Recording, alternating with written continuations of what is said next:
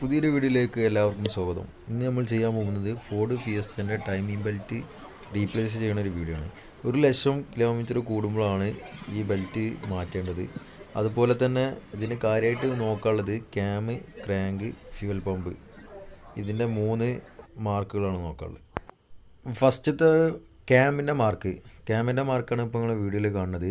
ക്യാമിൻ്റെ പുള്ളിയും അതേപോലെ ഹെഡ്മലും ഒരു ഹോൾസ് ഉണ്ടായിരിക്കും. ആ 2 മാർക്കും കൂടിയും ഇതേപോലെ ബോൾട്ടോ എന്തെങ്കിലും ഇട്ടുകൊണ്ട് ലോക്ക് ചെയ്യുക. അടുത്തുള്ളത് ഫ്യൂവൽ പമ്പാണ്.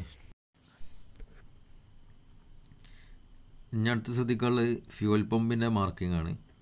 ഈ ഫ്യൂവൽ പമ്പിൻ്റെ ടൈമിംഗ് മാർക്ക് അങ്ങോട്ടോ ഇങ്ങോട്ടോ മാറിയാലും വണ്ടി ഒന്നെങ്കിൽ ലോങ് സെൽഫ് ആവും, ചിലപ്പോൾ സ്റ്റാർട്ടാവില്ല, അങ്ങനെ പല പ്രശ്നങ്ങളും വരാൻ സാധ്യതയുണ്ട്. അപ്പം ഈ ബ്ലോക്കുമിലുള്ള ഈ ഹോൾസും പമ്പിൻ്റെ പുള്ളിൻ്റെ ഹോൾസും വീലിൻ്റെ ഹോൾസും കൂടി 2 ഹോൾസും കൂടി മാച്ചായി വരണം. അതുകൊണ്ട് ഇതേപോലെ ബോൾട്ടോ എന്തെങ്കിലും ഇട്ടാണ്ട് എന്ത് ചെയ്യുക, ഒന്ന് ലോക്ക് ചെയ്ത് വെക്കുക. അതാണ് അതിൻ്റെ correct position. Fuel pump timing set ചെയ്യുമ്പോൾ പല ആൾക്കാർക്കും ഒരു മിസ്അണ്ടർസ്റ്റാൻഡിങ് ഉണ്ടാകുന്നുണ്ട്. അതായത് ഫ്യൂവലിൻ്റെ പമ്പിൻ്റെ ബാക്കിൽ ബ്ലോക്കുമിൽ 2 ഹോൾസ് ഉണ്ട്. ഒന്ന് കുറച്ച് അടിയിലും ഒന്ന് നേരെ മുകളിലായിട്ടും. അപ്പോൾ മുകളിലത്തതാണ് നമ്മളെ മാർക്ക് ചെയ്യേണ്ടത്. അടിയിലത് മാർക്ക് ചെയ്തിട്ട് കാര്യമില്ല, വണ്ടി സ്റ്റാർട്ടാവില്ല. അപ്പോൾ ആ കാര്യം പ്രത്യേകം ശ്രദ്ധിക്കുക. അപ്പം നിങ്ങളിപ്പം കാണുന്നതാണ് ഇതിൻ്റെ ഇപ്പം കാണുന്ന ബ്ലോക്കിൻ്റെ ഈ കറക്റ്റ് ലെവലിലാണ് നമ്മൾ ലോക്ക് ആക്കേണ്ടത്. ബോൾട്ട് ഇടുക, എന്നിട്ട് നേരത്തെ ക്യാം ലോക്കാക്കിയ പോലെ തന്നെ ലോക്ക് ചെയ്യുക. അടുത്ത് ചെയ്യാനുള്ളത് ക്രാങ്കിൻ്റെ ടൈമിംഗ് മാർക്കാണ്. അതിന് ഇതേപോലെ എല്ലെങ്കിയോ എന്തെങ്കിലും എടുക്കാൻ സൗകര്യം, കാരണം ബോൾട്ട് അതിൻ്റെ ഉള്ളിലേക്ക് കയറാൻ പ്രയാസമാണ്. അല്ലാതെ ചെറിയ ബോൾട്ട് വേണം.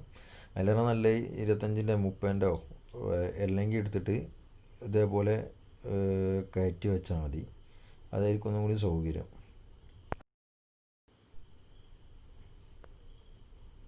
ഇത് ഓയിൽ പമ്പിൻ്റെ മേലെയാണ് ഇതിൻ്റെ ഹോള് വരുന്നത്.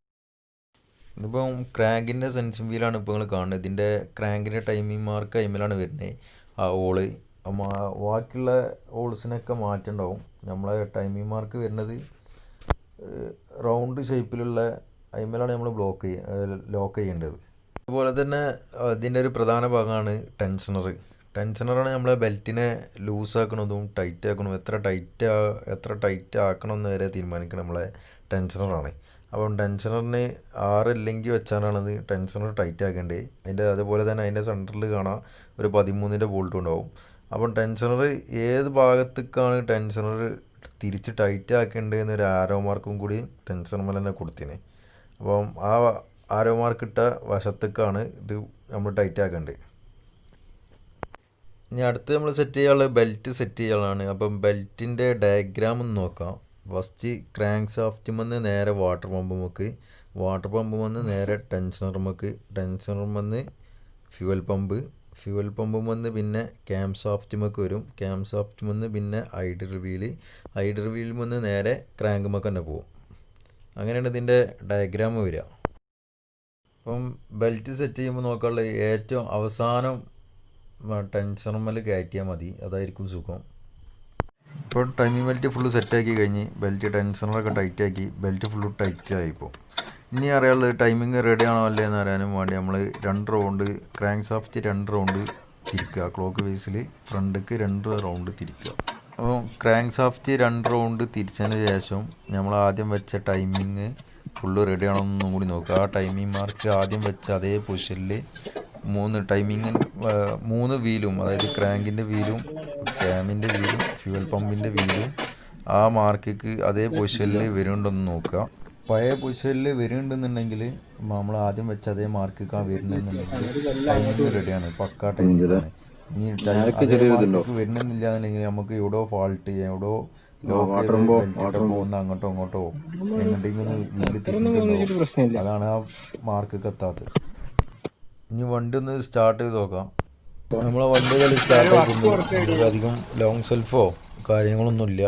ടൈമിങ്ങൊക്കെ ഫുള്ള് പക്കയാണ്. ഇനി ഇതിന് ടൈമിങ്ങൊക്കെ മാറിയിട്ടുണ്ടെങ്കിൽ ഫസ്റ്റ് തന്നെ ഒന്നെങ്കിൽ സ്റ്റാർട്ടാവില്ല, അല്ലെങ്കിൽ ലോങ് സെൽഫ്, അല്ലാതെ ചെറിയൊരു വയറിൽ, അങ്ങനെയൊക്കെ പല പ്രശ്നങ്ങളും വരുന്നുണ്ട്. ഇനി ഏതായാലും ഇതിൻ്റെ ബാക്കി സാധനങ്ങളും കൂടി ഒന്ന് സെറ്റ് ചെയ്ത് വെക്കാം.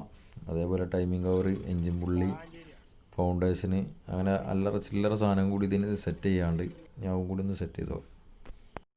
അപ്പോൾ ഇനി നമുക്ക് സെറ്റ് ചെയ്യാനുള്ള ഈ കവറാണ്, ടൈമിംഗ് ബെൽറ്റിൻ്റെ കവറാണിത്. ഇതൊന്ന് സെറ്റ് ചെയ്യാം. എൻജിൻ കവർ സെറ്റ് ചെയ്ത് കഴിഞ്ഞാൽ ഇനി നമുക്ക് ഇതിൻ്റെ മെയിൻ പുള്ളി, എൻജിൻ്റെ മെയിൻ പുള്ളി സെറ്റ് ചെയ്യാണ്ട് അതും കൂടി ഒന്ന് സെറ്റ് ചെയ്യാം. എൻജിൻ പുള്ളി സെറ്റാക്കിയതിന് ശേഷം പിന്നെ ബെൽറ്റ് സെറ്റ് ചെയ്യാണ്ട്, അൾട്ടർനേറ്ററിൻ്റെയും എ സിൻ്റെയും പവർ സ്റ്റാറിംഗ് പമ്പ് എല്ലാത്തിനും കൂടി ഒറ്റ ബെൽറ്റാണ് വരുന്നത്. അപ്പോൾ ബെൽറ്റ് എന്ന് വെച്ചാൽ ഫസ്റ്റ് എൻജിൻ പുള്ളിമൊന്ന് ടെൻഷനർമൊക്കെ പോകും, ടെൻഷനർമൊന്ന് power സ്റ്റാറിങ്ങിൻ്റെ പമ്പുമൊക്കെ, power സ്റ്റാറിങ്ങിൻ്റെ പമ്പുമൊന്ന് either വീലുമൊക്കെ, either വീലുമൊന്ന് അൾട്ടർനേറ്ററുമൊന്ന് A C കമ്പസറുമൊന്ന് നേരെ എൻജിൻ പുള്ളി. ഈ ഒരു ഓർഡറിലായിരിക്കും പോവുക. അൾട്ടർനേറ്ററിൻ്റെ ബെൽറ്റ് ഇടാനായിട്ട് 15 റിങ് എടുക്കുക, ടെൻഷനർ വീഡിയോയിൽ കാണുന്ന പോലെ ലോഡ് ചെയ്ത് പിടിക്കുക. അതിനുശേഷം ബെൽറ്റ് സെറ്റ് ചെയ്യുക.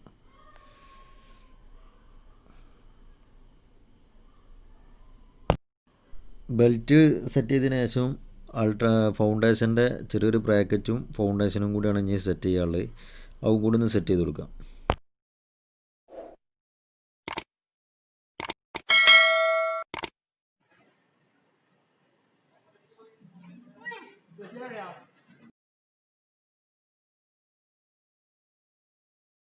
ഏകദേശം നമ്മൾ വർക്ക് തീരാറായി. ഇനി വെള്ളത്തിൻ്റെ റിസർവറിൻ്റെ ടാങ്കും കൂടി ഫിറ്റ് ചെയ്യാനുള്ളൂ.